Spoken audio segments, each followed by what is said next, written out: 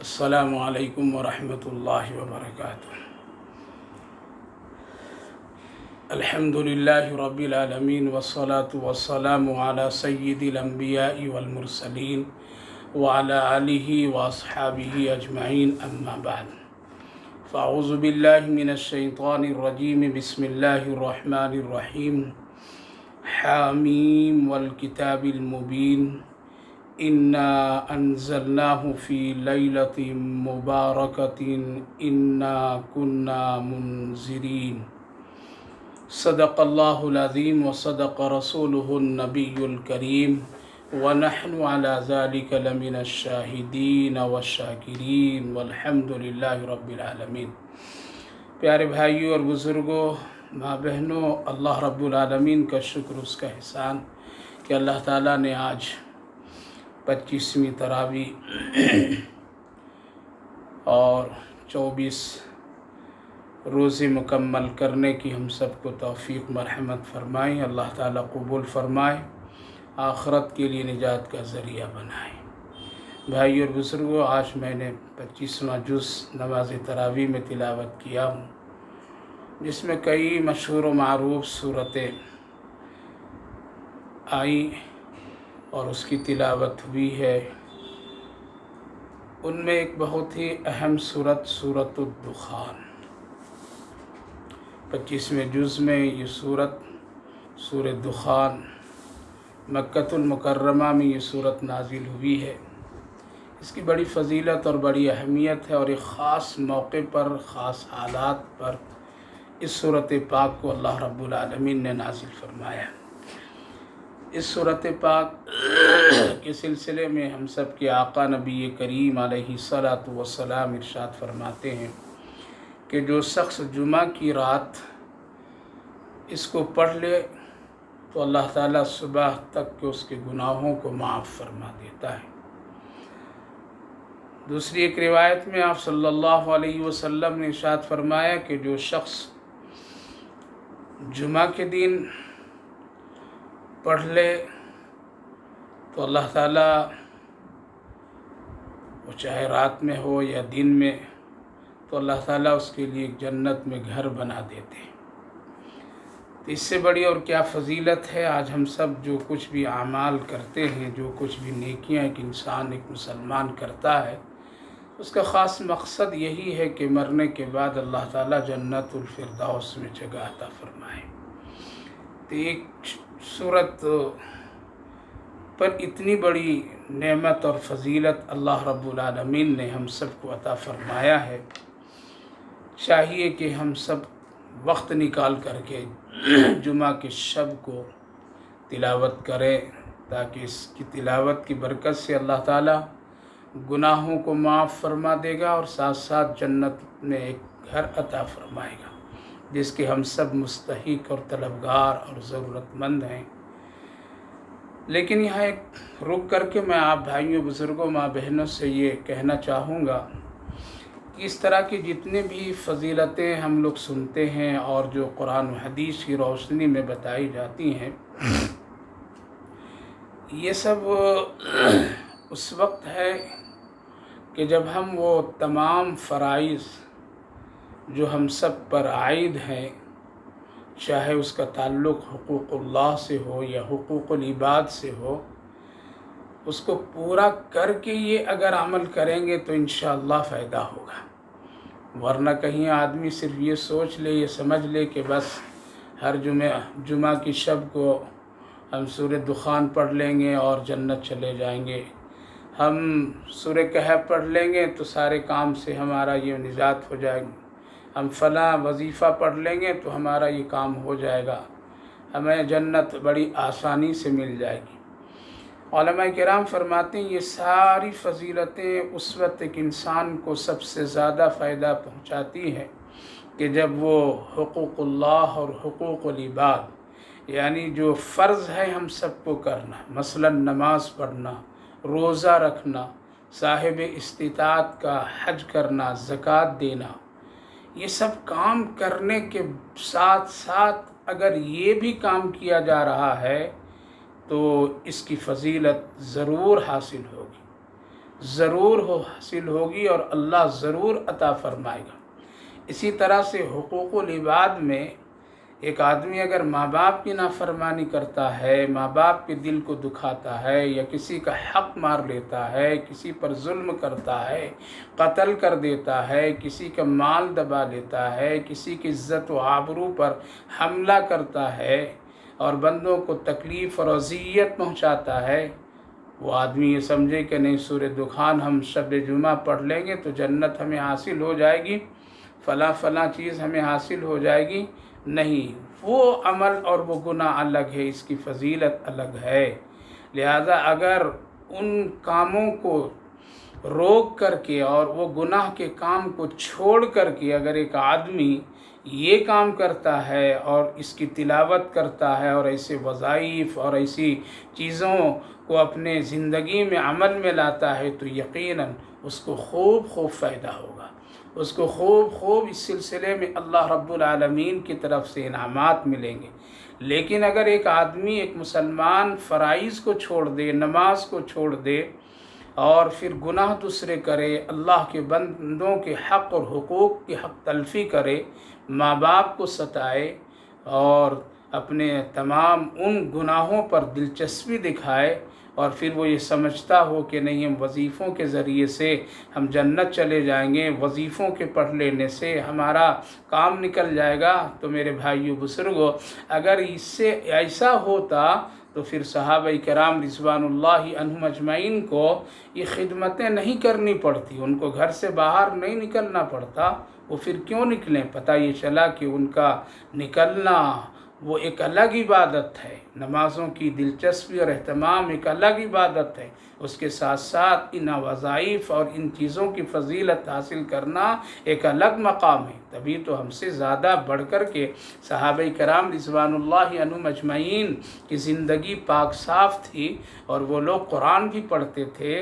اشراق، اوابین، چاش، شہد، تہجد اور تمام نوافل، اور اس کے ساتھ ساتھ وہ بندوں کے حق اور حقوق کی خدمت میں خوب آگے بڑھ کر کے قربانیاں دیتے تھے۔ پتہ یہ چلا میرے بھائی بزرگوں، یہ نہ سمجھ لیا جائے کہ بس اس طرح کے عمل کر کے ہم فرصت پا لیں گے، ورنہ اللہ کے رسول صلی اللہ علیہ وسلم بہت سارے ایسے مواقع پر اور بہت سارے ایسے لوگوں کے لیے آپ نے جنت کی بشارتیں سنا دی، تو کیا وہ سن کر کے خاموش ہو گئے؟ نمازیں چھوڑ دیے، نمازیں ترک کر دیے، دوسرے کام کو چھوڑ دیے، نیکی کرنا نہیں۔ فضیلت اور بشارت سننے کے باوجود بھی صحابہ کرام رضوان اللہ عنہم اجمعین حقوق اللہ میں کوئی فرق نہیں آنے دیتے تھے، اور اسی کے ساتھ ساتھ کوئی حقوق العباد میں بھی کوئی کوتاہی نہیں کرتے تھے۔ آج ایک عام مزاج بن گیا ہمارا اور آپ کا کہ اگر ہم چند تسبیحات صبح کے اجالے میں پوری کر لیتے ہیں یا شام کو پوری کر لیتے ہیں تو ہماری یہ بس کافی ہے، باقی بندوں کا حق، ماں باپ کا حق، بیوی بچوں کا حق، رشتہ داروں کا حق،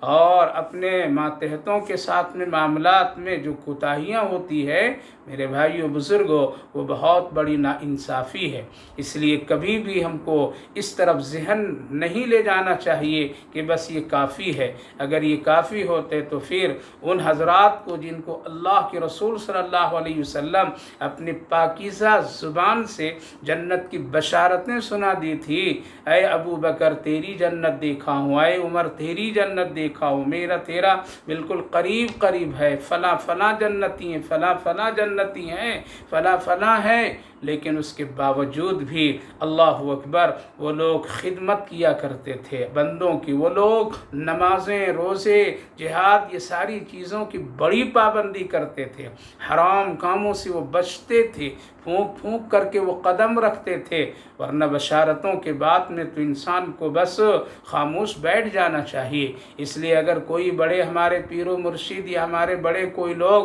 کوئی خاص وظیفہ بتا دیں تو اس کو کرنا ہے، کرنا چاہیے، اس سے دل کی ایک پاکیزگی ہوتی ہے، لیکن صرف اسی پر بھروسہ کر لینا کہ اب میرے لیے کافی ہے اور بندوں کی حق تلفی کر دیں تو میرے بھائیو بزرگوں یہ نا انصافی ہے۔ اس لیے اللہ رب العالمین نے جہاں یہ ساری چیزیں ہم سب کے لیے فضیلتیں اور یہ سب نعمتیں عطا فرمائی ہیں، اس کا خاص مقصد یہ ہے کہ خدا نہ خواستہ اگر حقوق اللہ میں اگر کوئی کمی آ جائے گی، حقوق العباد میں کوئی اگر کمی آ جائے گی، تو ان نیکیوں کی بنیاد پر اور نیکیوں کی وجہ سے اللہ تعالیٰ معاف فرما دے گا، اللہ تعالیٰ جنت عطا فرما دے گا، اللہ تعالیٰ کی طرف سے وہ ساری نعمتیں مل سکتی ہے۔ جیسا کہ کئی موقع پر اللہ کے رسول صلی اللہ علیہ وسلم نے ارشاد فرمایا کہ کچھ ایسے لوگ ہیں، ایسے جنتی ہوں گے کل میدان محشر میں کہ ان کو کوئی چیز روک نہیں سکتی ہے جنت میں جانے سے۔ صحابہ نے پوچھا تھا یا رسول اللہ وہ کون لوگ ہیں کہ جن کو یہ مقام حاصل ہے؟ تو آپ صلی اللہ علیہ وسلم نے ارشاد فرمایا کہ وہ لوگ اور وہ نوجوان جو اپنی جوانی میں ماں باپ کو اتنا خوش کیا ہو، وہ اولاد اپنے ماں باپ کے ساتھ اتنی خوشی کی اور ان کو اتنی خوشی دیا ہو کہ ان کے ماں باپ اس سے خوش ہو کر کے دنیا سے مرے ہوں، خوشی میں گئے ہو۔ لہذا ایسے نوجوان، ایسے اولاد کو اللہ کے رسول صلی اللہ علیہ وسلم نے فرمایا کوئی چیز ان کو جنت میں جانے سے نہیں روک سکتی ہے۔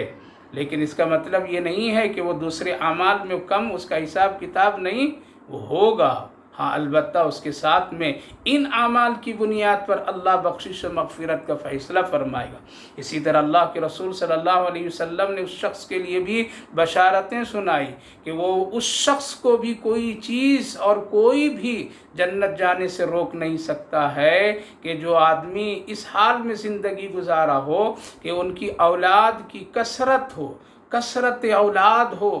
اور مال کی قلت ہو، اس کے پاس آمدنی کم ہو، لیکن پھر بھی ہر حال میں اپنی اولاد کو وہ حرام نہیں بلکہ حلال ہی کھلاتا اور اس کی کوشش کرتا ہو اور خود بھی حلال کھاتا ہو۔ یعنی کثرت اولاد، قلت آمدنی، جہاں کبھی انسان کو بڑی بڑی پریشانی اور حالات آ جاتے ہیں اور وہ حرام کی طرف چلا جاتا ہے، لیکن ایک آدمی یہ ہے کہ آمدنی کم ہے پھر بھی وہ حلال ہی کی فکر کرتا ہے اور اپنی اولاد کو حلال کھلانے کی مکمل کوشش کرتا ہے، اللہ تعالیٰ کل قیامت کے دن اس کو جنت عطا فرمائیں گے اور کوئی چیز اس کو روک نہیں سکتی ہے۔ ہم سب کے آقا صلی اللہ علیہ وسلم نے ارشاد فرمائے، اسی لیے صحابہ کرام رضوان اللہ عنہم اجمعین ہمیشہ اس کی کوشش کرتے تھے۔ حضرت ابو ذر رضی اللہ عنہ کا واقعہ ہے، آپ تقریباً 15 دن سے مسجد نبوی میں نماز فجر کے لیے آتے تھے اور جلدی سے چلے جاتے تھے، سب سے پیچھے آتے تھے، پچھلی صف میں کھڑے ہوتے تھے اور اللہ کے رسول جو ہی سلام پھیرتے تھے اب نکل کر کے چلے جاتے تھے۔ جبکہ صحابہ کا یہ معمول تھا کہ اللہ کے رسول صلی اللہ علیہ وسلم سے ملاقات کر کے جاتے تھے،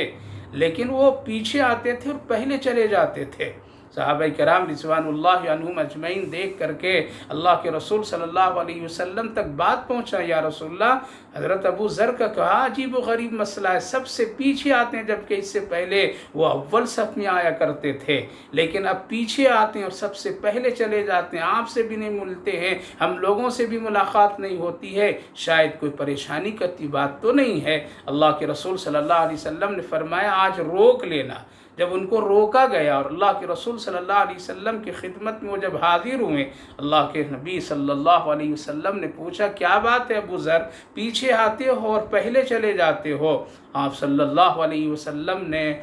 جو پوچھا تو ان کے آنکھ سے آنسو نکل پڑے اور کہا یا رسول اللہ مسئلہ یہ ہے، آپ کو معلوم ہے گرمی کا یہ وقت ہے اور اس وقت میں کھجوریں بالکل پک گئی ہیں، بالکل پکی کھجوریں ہیں، اس وقت میں موسم پکنے کا اور گرنے کا ہے، اس لیے یا رسول اللہ میرے گھر کے بازو میں ایک شخص کا، ایک یہودی کا گھر ہے اور اس کا کھجور اس کے صحن میں لگا ہوا ہے اور وہ کھجوریں اتنی پکی ہوئی اس وقت میں ہے کہ جب رات میں ہوا چلتی ہے تو اس کی وجہ سے کھجوریں وہ گر پڑتی ہے زمین پر، تو 2 4 10 کھجوریں ہمارے صحن میں بھی آ کر کے پڑ جاتی ہے، ہم یہاں نماز پڑھنے کے لیے آ جاتے ہیں اور میرے بچے بھی گھر میں نماز کے لیے جب اور لوگ چھوٹے چھوٹے بچے اٹھتے ہیں، یا رسول اللہ اس خوف سے میں جلدی چلا جاتا ہوں کہ کہیں میرے بچے گھر سے باہر نکل کر کے کہیں وہ پڑی ہوئی کھجوریں اٹھا کر کے نہیں کھا لیں گے اور کہیں وہ حرام نہ ہو جائے ہمارے لیے، ہمارے بچوں کے لیے۔ اس لیے یا رسول اللہ جلدی جاتا ہوں اور جا کر کے ان پڑوسی کے کھجور کو چن چن کر کے وہ اس کو واپس دے دیتا ہوں تاکہ میرے بچے کے منہ میں حرام کھجور کا ایک ٹکڑا بھی نہ جائے۔ اللہ اکبر! وہ لوگ کس قدر اس بشارت کے مستحق تھے۔ اب تو ہم لوگ حرام لینے کے لیے تدبیریں کرتے ہیں، پلاننگ کرتے ہیں، سوچ رکھتے ہیں کہ کہاں لیں گے، کب لیں گے، بیٹا اب جوان ہو گیا، اب اس کی شادی ہے، اب کس طرح سے لینا ہے، کس طرح سے ہم کو بنانا ہے، اس کی زمین کس طرح لینی ہے، اس سے کیسے معاملہ کرنا، کیسے اس کا ہڑپنا ہے۔ ہم تو حرام لینے کے لیے ہم لوگ تو اس کی پوری کوشش کرتے ہیں، دماغ لگاتے ہیں، ایسا لگتا ہے کہ ہمارے لیے بالکل کچھ سوال و جواب نہیں ہے۔ میرے بھائیوں، بزرگوں، ماں بہنوں، اللہ کے رسول صلی اللہ علیہ وسلم نے ایسوں کو بشارتیں جنت کی بشارتیں سنائی۔ اسی طرح آپ نے فرمایا سچی توبہ کرنے والا کر کے پھر کبھی گناہ نہیں کیا ہو، کل قیامت کے دن اللہ اس کو جنت عطا فرمائے، کوئی چیز روک نہیں سکتی۔ آپ نے اسی طرح فرمایا وہ عورت، وہ خاتون بھی جنت میں جائے گی جو اپنے دل میں صرف اپنے شوہر ہی کی محبت رکھتی ہو، اس کے علاوہ کسی اجنبی کے لیے وہ اپنے دل میں جگہ نہیں رکھتی ہو، کل اللہ رب العالمین اس کی وجہ سے اس کو جنت عطا فرمائیں گے۔ یہ ساری جو فضیلتیں ہیں میرے بھائیو بزرگوں، قرآن و حدیث کی روشنی میں ہم سب سنتے ہیں ماں بہنوں، اس کا مطلب یہ ہے کہ یہ اپنی جگہ ہے۔ اللہ چاہے تو بغیر کسی مسائل کے بھی حل کیے ہوئے عطا کر سکتا ہے اور جنت عطا کر سکتا ہے۔ اللہ کے لیے کوئی مشکل نہیں، وہ قادر مطلق ہے، مختار کل ہے، لیکن اس کے باوجود بھی حقوق اللہ اور حقوق العباد کے حساب و کتاب ہیں، لہذا فضیلتیں ضرور اپنی جگہ بالکل برحق ہے اور ضرور اس کی فضیلتیں پڑھنے والوں کو ملے گی، لیکن صرف پڑھ کر کے بھروسہ کر کے نہیں بیٹھنا چاہیے۔ تو میرے بھائیو بزرگوں، اس سورۃ پاک کی بڑی اہمیت ہے اور بڑی فضیلت ہے۔ اس سورۃ پاک کی جو دوسری نمبر کی جو آیت ہے، اللہ تعالیٰ نے فرمایا حامیم والکتاب المبین، قسم ہے اس کتاب کی جو واضح ہے، بالکل کھلی ہوئی ساری باتیں واضح، کوئی ڈھکی چھپی نہیں۔ انا انزلناہ فی لیلۃ مبارکۃ انا کنا منذرین، ہم نے اس کو نازل کیا ہے مبارک رات میں۔ انا کنا منذرین، ہم ہیں انا کنا منذرین، اس کے ذریعے سے لوگوں کو ڈرانا ہے۔ لہذا قرآن کریم میں اللہ رب العالمین نے یہاں جو فرمایا انا انزلناہ فی لیلۃ مبارکہ، لیلۃ مبارکہ سے کیا مطلب ہے؟ کون سی رات ہے؟ بہت ساری راتیں مبارک کی ہے، شب برات ہے، عیدین کی وہ راتیں بھی ہے، شب جمعہ بھی ہے، بہت ساری مبارک کی راتیں ہیں، رمضان مبارک کی طاق راتیں، سب مبارک راتیں ہیں۔ آخر کون سی رات یہاں مراد ہے؟ تمام جمہور علماء کرام کا اس پر اتفاق ہے کہ انا انزلناہ فی لیلۃ مبارکہ سے مطلب یہ ہے شب قدر۔ شب قدر وہ بابرکت رات، اب شب قدر جو طاق راتوں کو جس میں تلاش کرنے کا حکم دیا ہے اور جس میں امت کا ایک اتفاق ہے، شب قدر، لہذا وہ رات مراد ہے۔ لیلۃ مبارکہ سے آنے والی شب قدر یا گزر گئی اللہ عالم، لیکن یہ جو 5 طاق راتیں ان میں سے جو رات شب قدر کہلائے گی اور جس میں یہ اللہ رب العالمین انعام عطا فرمائے گا، وہ رات یہاں مراد ہے، اور تمام علماء جمہور کا اس پر اتفاق ہے، اس سے شب قدر مراد ہے۔ بعض علماء کرام کا کہنا ہے کہ اس سے مراد جو ہے وہ شب برات ہے، لیکن قرآن کریم کی جو سیاق و سباق سے ہمیں جو پتہ چلتا ہے والکتاب المبین، کتاب کا تذکرہ، قرآن کا تذکرہ۔ دوسری بات انا انزلناہ، یہاں اتارنے کی بات ہے، اور قرآن کریم مبارک رات میں اتری ہے، رمضان المبارک کے مہینے میں قرآن کریم کو اتارا گیا ہے۔ شہر رمضان الذی انزل فیہ القرآن انا انزلناہ فی لیلۃ، یہ ساری باتیں اور آیت کریمہ کے ضمن میں تمام علماء کرام کا اس پر اتفاق ہے کہ اس سے شب قدر مراد ہے۔ لہذا شب قدر آنے والی ہے، بہت ہی اہمیت کی رات ہے، مغفرت والی رات ہے، انعام والی رات ہے۔ اللہ نے اس رات کا تذکرہ قرآن کریم میں کیا ہے، اس کی شکلیں، اجتماعیت، انفرادیت، ہر حال میں ہر ایک کو عبادت کرنے والے اور اس رات کی قدر کرنے والے کو اللہ رب العالمین عطا فرماتا ہے۔ لہذا علماء مفسرین کی رائے ہے کہ اس سے مراد شب قدر ہے، چاہے وہ جو بھی رات آ جائے ہمارے اور آپ کی قسمت میں۔ اللہ رب العالمین نے شب قدر کی اسی لیے بڑی فضیلت اور اہمیت بتائی ہے، اور اللہ کے رسول صلی اللہ علیہ وسلم نے ارشاد فرمایا کہ شب قدر اس لیے اہمیت کی حامل ہے کہ اس رات، اس شب میں اللہ رب العالمین اپنے بندوں کے اعمال کی بنیاد پر بہت سارے امور طے فرما دیتا ہے،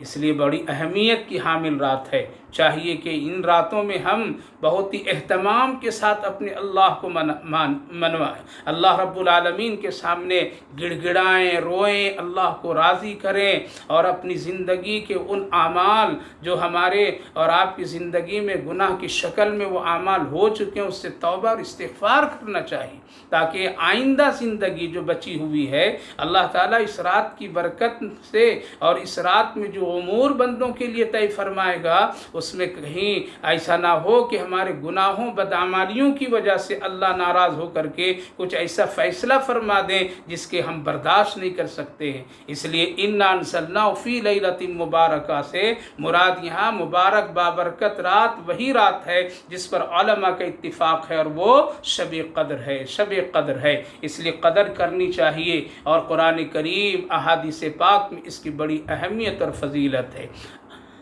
آنے والی اب دو ہی رات باقی ہیں، ایک 26ویں شب، 27ویں، اور پھر ایک 29ویں شب۔ میرے بھائیو بزرگوں، باقی تو سب گزر گئے، ماں بہنوں گزر گئے، لہذا اب چاہیے کہ کم سے کم اس کی قدر کریں اور اہتمام کریں۔ اللہ رب العالمین نے اس صورت پاک میں ایک اور اہم واقعے کو ذکر فرمایا ہے، اور یہ صورت پاک اس وقت نازل ہوئی ہے کہ ایک موقع پر نبی کریم علیہ السلام جب مکہ والوں کے سامنے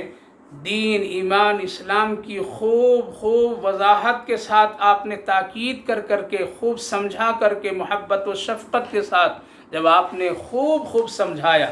لیکن ان لوگوں نے اپنی ہٹ دھرمی اور اپنی کسی ضد کی بنیاد پر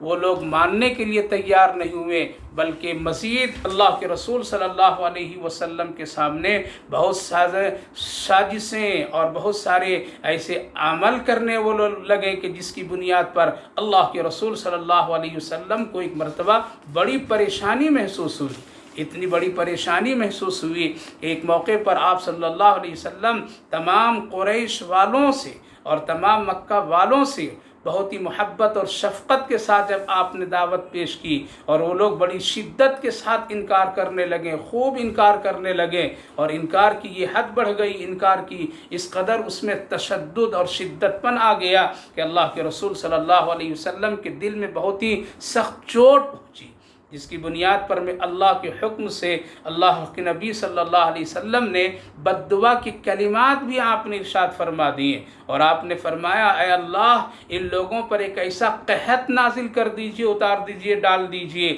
جس طرح سے حضرت یوسف علیہ السلام کے زمانے میں وہ باتیں آئی تھی، اس طرح سے ان پر بھی کر دیجئے۔ قسم خدا کی نبی کریم علیہ السلام کے اس ارشاد اور اس بد دعا کی کلمات کی بنیاد پر اللہ اکبر، یاد رکھیے یہاں نبی نے جو بد دعا کی وہ اللہ کے حکم سے کی، اللہ کے حکم سے، اس لیے نبی کوئی بھی کام اپنی مرضی سے نہیں کر سکتے،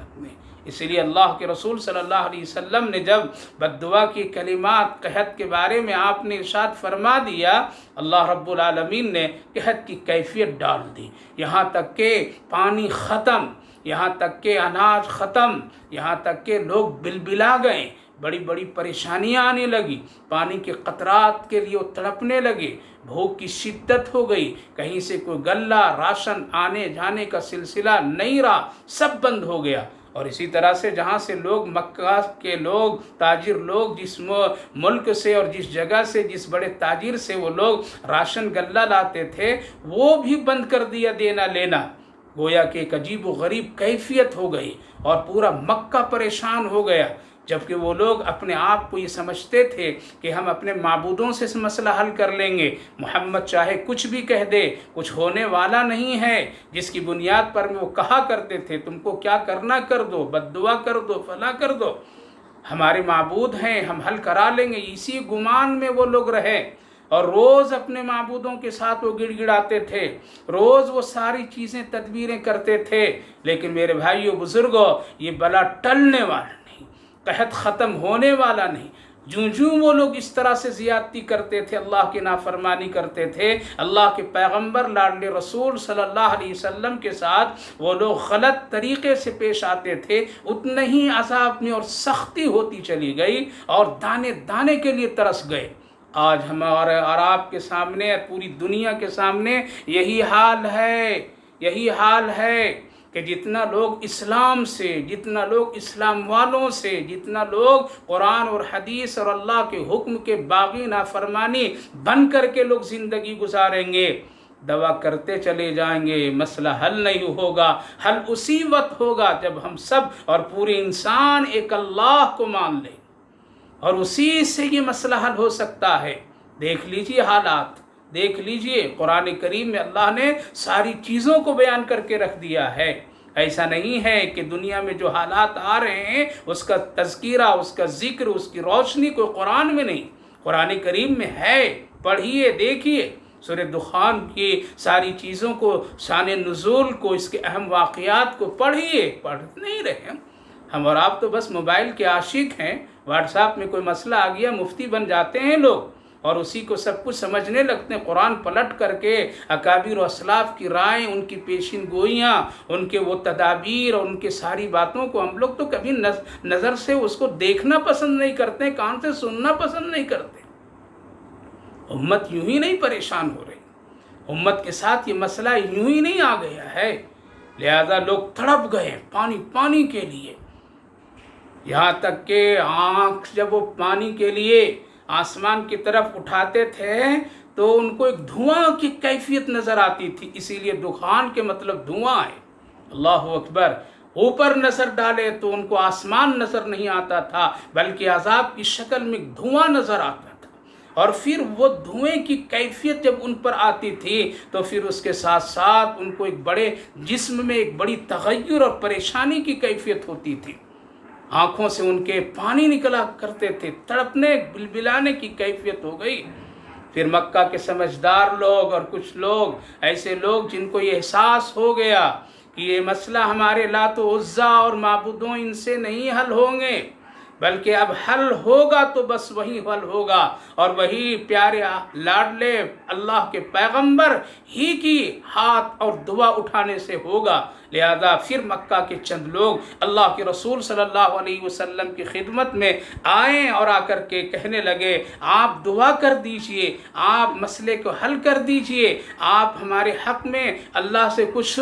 کر دیجئے تاکہ ہم لوگوں کی پریشانیاں ختم ہو جائے، ہم لوگ ایمان لے آئیں گے، ہم لوگ ایمان لائیں گے اور ہم لوگ آپ کی بات مانیں گے، سنیں گے، آپ اللہ سے کر دیجئے، کہہ دیجئے۔ اللہ اکبر، اللہ کا نبی پیغمبر صلی اللہ علیہ وسلم رحمت العالمین بن کر کے آئے تھے، اللہ کے رسول صلی اللہ علیہ وسلم سب کے لیے رحمت بن کر کے آئے تھے۔ آج بھی لوگوں آ جاؤ میرے آقا کے قدموں میں، آ جاؤ میرے پیارے نبی کے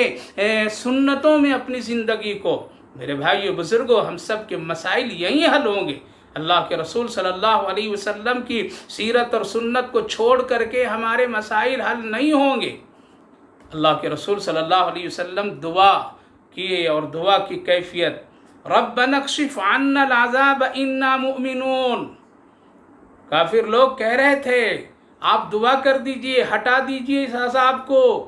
انا مؤمنون، ہم لوگ ایمان لے آئیں گے، ایمان لے آئیں گے۔ جب مصیبتیں آتی ہے، پریشانیاں آتی ہے،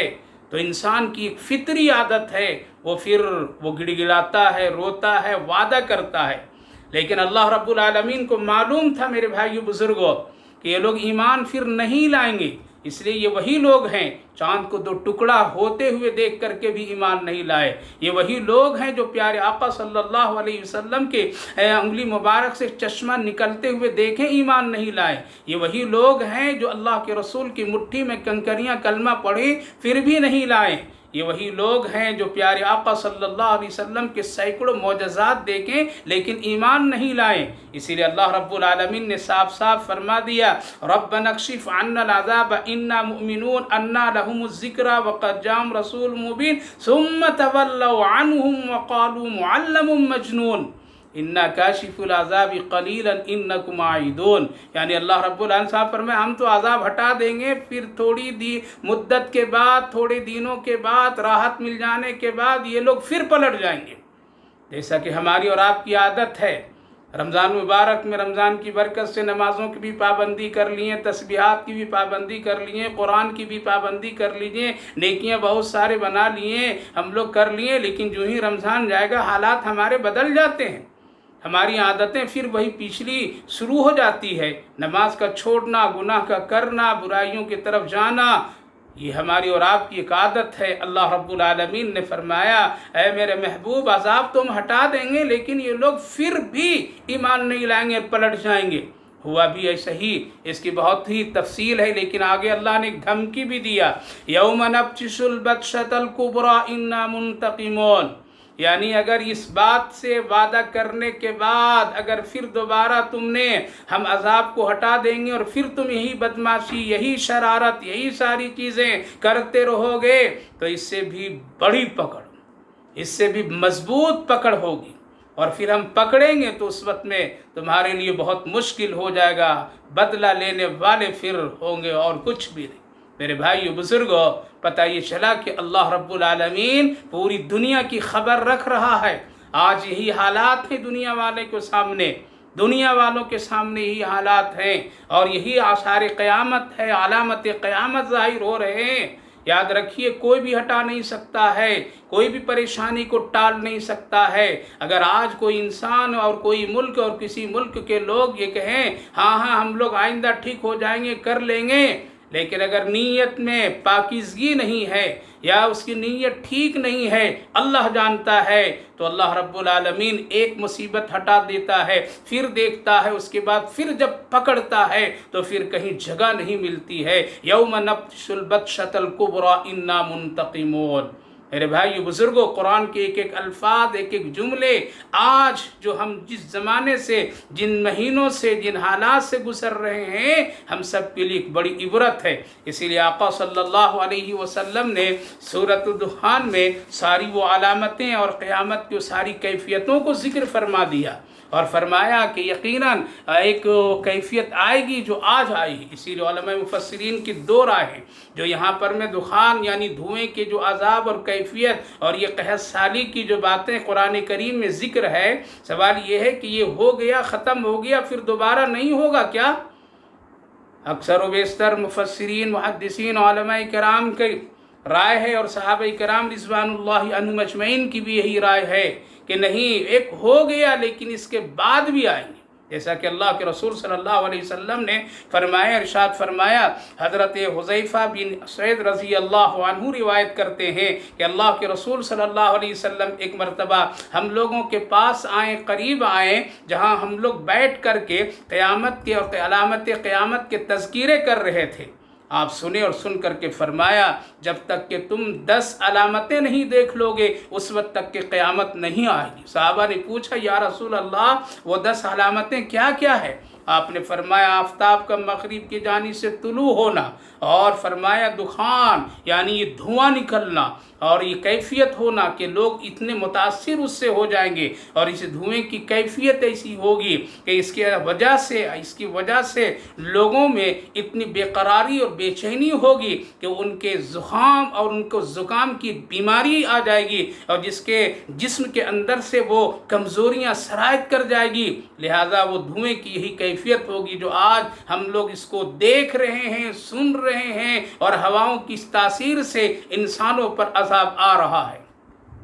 آگے اللہ نے فرمایا دابہ یعنی ایک جانور نکلے گا۔ اللہ کے رسول صلی اللہ علیہ وسلم نے فرمایا یاجوج ماجوج، آپ نے ارشاد فرمایا حضرت عیسیٰ علیہ السلام کا نزول، آپ نے فرمایا دجال کا خروج، اسی طرح آپ نے فرمایا زمین کا دھسنا، مشرق اور مغرب۔ یہ سب چیزیں آج ہم لوگ دیکھ رہے ہیں اور بہت ساری علامتیں ہو گئی، چند باقی ہیں، چند باقی ہیں۔ اس کے ساتھ ساتھ اللہ کے رسول صلی اللہ علیہ وسلم نے ارشاد فرمایا ہم کو 3 چیزوں سے زیادہ ڈر ہے، 3 چیزوں سے زیادہ ڈر ہے، اور اس کو ڈرایا اللہ کے رسول صلی اللہ علیہ وسلم ان 3 چیزوں سے۔ فرمایا ایک دخان یعنی دھواں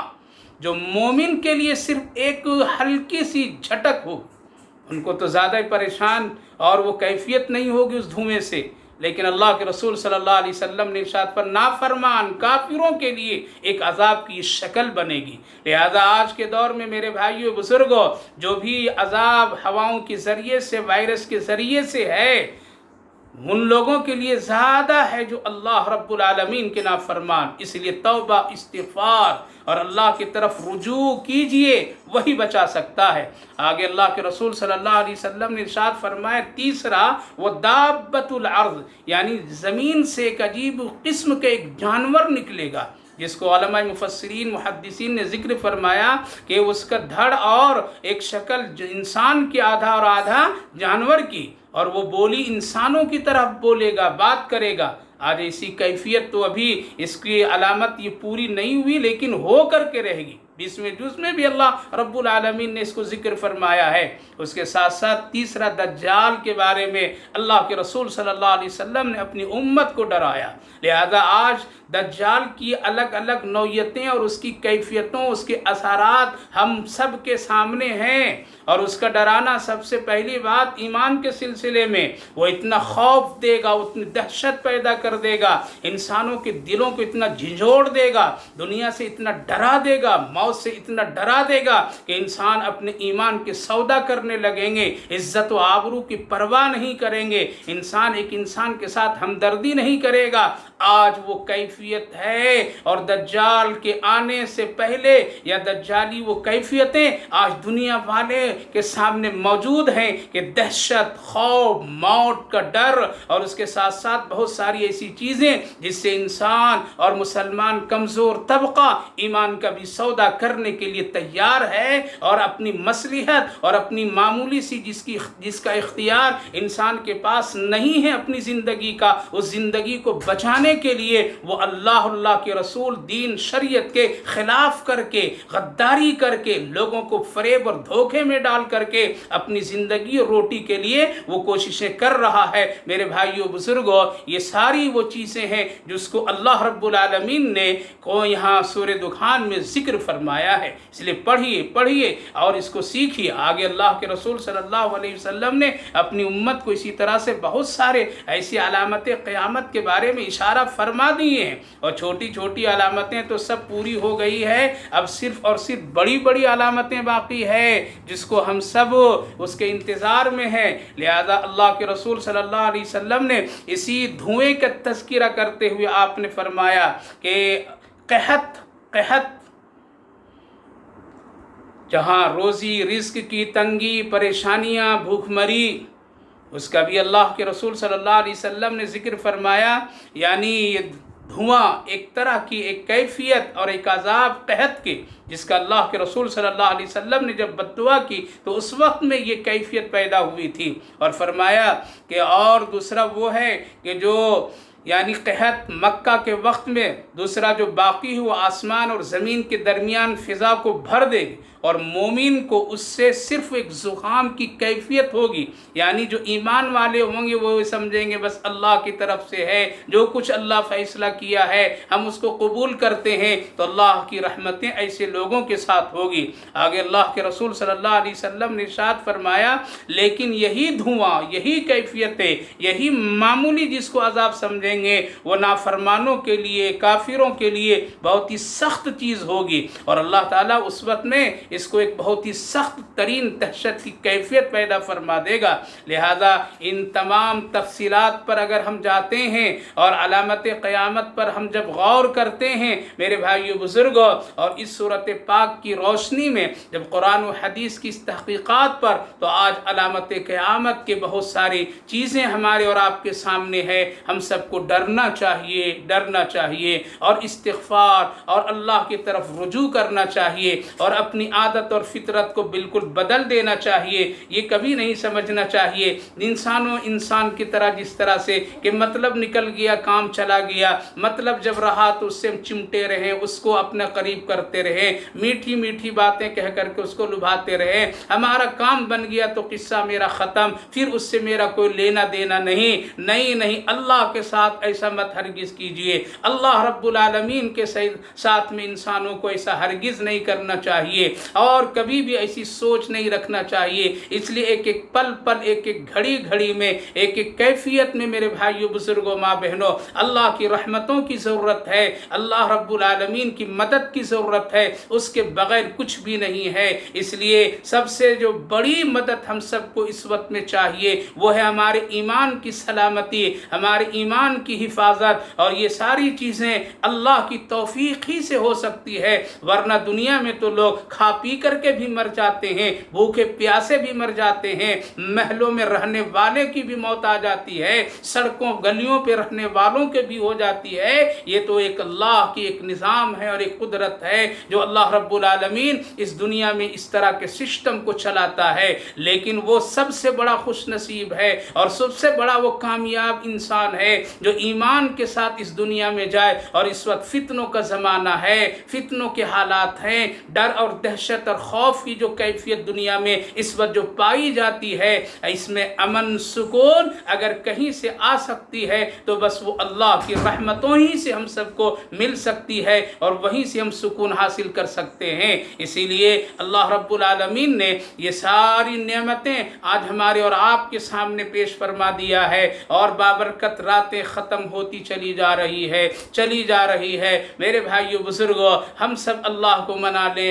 لیں، موقع بھی ہے، ورنہ اگر اسی طرح سے غفلت میں نہیں کل کر لیں گے، اگلے بار کر لیں گے، مصیبت ہٹ جائے گی تب کر لیں گے۔ یاد رکھیے، جہاں ایک طرف اللہ کی یہ طاقت اور قوت ہے، جہاں اللہ کی مہربانی اور فضل جہاں بندوں پر ہے، وہیں ساتھ ساتھ شیاطین کی بھی شر اور اس کے فتنے، اس کی طاقت بھی ہے۔ انسان کو ہمیشہ شیطان اس کام سے، توبہ سے، استغفار سے روکتا رکھتا ہے اور اس کو ہٹاتا رہتا ہے اور اس کو آگے کی خوبصورت منزل اور مقام دکھاتا ہے کہ کل نہیں، آج نہیں تو کل، لیکن وہ پھر کبھی نہیں ہونے دیتا ہے۔ حضرت موسیٰ علیہ نبینا علیہ السلام کے زمانے میں ایک شخص کی بڑی لمبی عمر اللہ نے عطا فرما دی تھی۔ حضرت موسیٰ کلیم اللہ علیہ السلام نے دعا کی، پروردگار اس کو لمبی عمر دے دیجئے چاہتا ہے، یہ بندہ روز مانگ رہا ہے، مجھ سے کہہ رہا ہے اے اللہ اس کو ایک لمبی عمر دے دیجئے۔ لمبی عمر کتنی؟ 900 سال کی عمر اس کو ملی، 900 سال کی عمر۔ وہ یہ کہتا رہا کہ لمبی عمر ملے گی، نیکیاں ہم زیادہ کریں گے، بھلائیاں زیادہ کریں گے، ہم اچھا کام کریں گے، لیکن جب عمر مل گئی تو پھر آدمی اپنے آپ کو تکبر غرور میں پڑا اور پھر گناہوں میں چلتا گیا، گناہوں میں زندگی گزارنے لگا۔ توبہ کی اس کی ترغیب دی جانے لگی، لیکن جب وہ توبہ کے لیے کوشش کرتا تھا، جب وہ ارادے کرتا تھا، شیطان آ کر کے کہتا تھا میاں ابھی تیری عمر تو 600 سال باقی ہے، ارے جب 50 باقی رہے گا، 100 باقی رہ جائیں گے، 200 رہیں گے، کر لینا اس وقت میں توبہ، ابھی تجھے تو دنیا کی خوشیاں حاصل کرنی ہے، جوانی ہے، دولت ہے، ساری چیزیں ہیں، اللہ نے توبہ کا دروازہ کھول رکھا ہے۔ لہذا پھر آدمی رک جاتا تھا، پھر جب احساس ہوتا تھا اور پھر اللہ کی وہ کیفیت یادیں آتی تھی تو پھر پھر آگے بڑھتا تھا۔ لیکن میرے بھائیو بزرگو، یہاں تک پہنچا جب اس کی عمر 850 سال کی ہوئی، اس وقت وہ توبہ کے لیے بالکل تیاری کر کے آیا، لیکن شیطان یہاں بھی روکا اور کہا ابھی 50 سال تیرے لیے باقی ہے، 50 سال بڑی لمبی عمر ہے۔ اللہ تو وہ ذات ہے کہ وہ تو ایک لفظ میں بھی توبہ کو قبول کر کے معاف کر دیتا ہے بندے کو، تیرے پاس تو بہت ہے۔ آج ہم سب یہی سوچ کر کے زندگی گزار رہے ہیں، ابھی تو ہے، ابھی جوانی ہے، ابھی دولت ہے، ابھی کیا ہوا ہے، ابھی ایک رمضان، پھر اگلے رمضان آئیں گے، پھر اگلی عید آئے گی، فلاں ہوگا۔ میرے بھائیو بزرگوں، یاد رکھیے، اللہ فرمایا اگر ایک عذاب دیکھ کر کے، ایک مشکل دیکھ کر کے، ایک پریشانی کو دیکھ کر کے اگر جب میرے بندے سنبھلتے نہیں ہیں، توبہ نہیں کرتے ہیں اور اپنے گناہوں سے تائب نہیں ہوتے ہیں، پھر اس کے لیے اس سے بڑی تکلیف اور عذاب کو بھیجتا ہوں۔ یوم نبطش البطشۃ الکبریٰ کا مطلب یہی ہے۔ لہذا جب 50 کے قریب پہنچا اور 50 سال باقی رہا، بندے کو میں پھر احساس ہوا توبہ کر لے، لیکن شیطان پھر روک دیا اس کو۔ 50، ارے جب 10 رہے گا، 1 رہے گا، ایک دن میں، ایک لمحے میں اللہ کر لیتا ہے۔ قسم خدا کی، اللہ اکبر، اللہ اکبر، اللہ اکبر، موت آ گئی لیکن توبہ نہیں کرنے دیا شیطان، نہیں کرنے دیا۔ آج ہم بھی اسی غفلت میں، ہوش میں آئیے میرے بھائیو بزرگوں، ماں بہنوں، ابھی بھی برکت کی راتیں ہیں، جس رات کے تذکرہ اللہ نے اس سورۃ پاک میں فرمایا، اِنَّا أَنزَلْنَاهُ فِي لَيْلَةٍ مُبَارَكَةٍ، اللہ نے ذکر فرمایا ہے اس بابرکت اور مبارک رات کے سلسلے میں، جو شب قدر جس کو ہم لوگ کہتے ہیں اور جانتے ہیں امت۔ لہذا تیاری کر لیجئے، عزم کر لیجئے، حوصلے کے ساتھ آگے بڑھیے اور کچھ اللہ کے دربار میں، بارگاہ میں نیکیاں پہنچا کر کے اپنے آپ کو اللہ کے سامنے تائب ہو کر کے اللہ کو منا لیجئے۔ انشاءاللہ اللہ ہم سب کے مسائل کا ضرور حل فرمائے گا۔ دعا یہی ہے اللہ تعالی ہم سب کو رمضان کی باقی راتوں کی قدردانی کی توفیق نصیب فرمائے، توبہ استغفار کی توفیق نصیب فرمائے، اور آنے والے حالات میں ہم سب کے لیے اللہ امن، سکون، سلامتی پوری امت کے لیے پیدا فرمائے۔ اللہ تعالی ہم سب کے ساتھ خیر اور بھلائی کا معاملہ فرمائے، آمین یا رب العالمین۔